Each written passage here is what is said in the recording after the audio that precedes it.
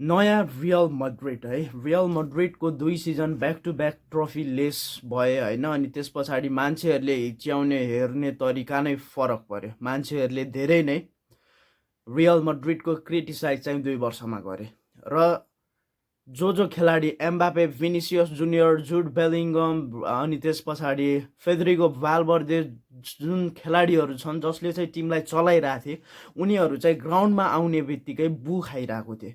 हुँदा हुँदा पापा पेरिजले सुद्धा बु खाइरहेको थिए होइन। त्यसपछि 2 वर्षमा चाहिँ अब पापा पेरिजको चाहिँ रियल मड्रिडमा हुनु राम्रो छैन, अब पापा पेरिजलाई हटाउनु पर्छ जस्तो कुराकानीहरू धेरै आइसकेपछि पापा पेरिज पुरै फायर भएका छन्।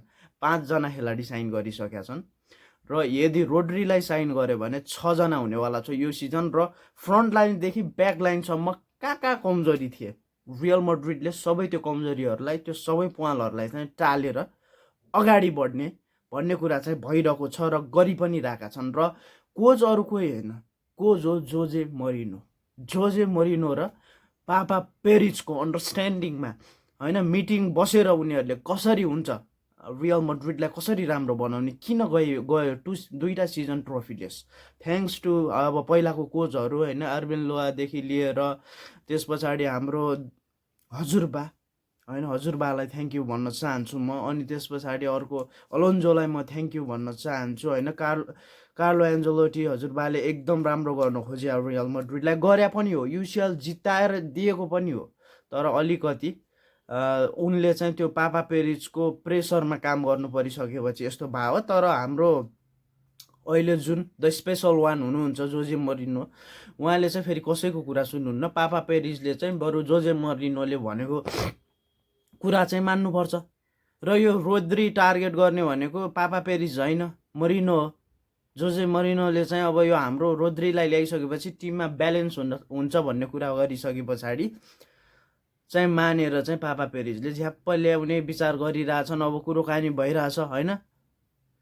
एनडिएमएनडी आज साइन भयो अथवा राति साइन भयो। मार्क कुकुरेलाले ठ्याक्कै लाएर वर्ल्ड कप पनि जित्यो, ऊ पनि आउने भयो। Bernardo सिल्भा one of the best tempo controller होइन। रोड्री आइसकेपछि त्यसमा प्लस पोइन्ट हुन्छ गरेर 3 जना भाइ। डमफ्रिजले यस्तो मजाले खेल्छ, डमफ्रिज आएको मलाई खुसी लागेको छ, एकदमै धेरै खुसी लागेको छ। रोड्री आइदियो भने झन् बवाल हुन्छ, बवालै हुन्छ। अनि अर्को खेलाडी छन् कोनाटे र डमफ्रिज, कस्तो बवाल खेलाडीहरू हुन्। क्या बुद्धि लगाएर ल्यायो भने ल्याउन त, अब त्यसमा त म एकदम धेरै खुसी छु। रियल मड्रिडले डोमेस्टिक ट्रफीलाई टार्गेट गर्दैन कि कहिले पनि। उनीहरूले के सोचेर प्लेयर किन्ने के गर्ने, उनीहरूको टार्गेट भनेकै च्याम्पियन्स लिग कसरी जित्ने। क्लब फुटबलमा सबसे ठुलो टाइटल भनेको च्याम्पियन्स लिग हो र त्यो च्याम्पियन्स लिग कसरी जित्ने भन्ने चाहिँ त्यो रियल मड्रिडको दिमागमा भइरहेको छ है। त्यही भएर अहिलेको चाहिँ हाम्रो जुन पापा पेरिज र अनि त्यस पछाडि the special one Jose Moreno छन्, यिनीहरूले चाहिँ कसरी सोचिरहेछन् भनेपछि च्याम्पियन्स लिग उठाउने तरिकाले हो हामीले खेल्ने।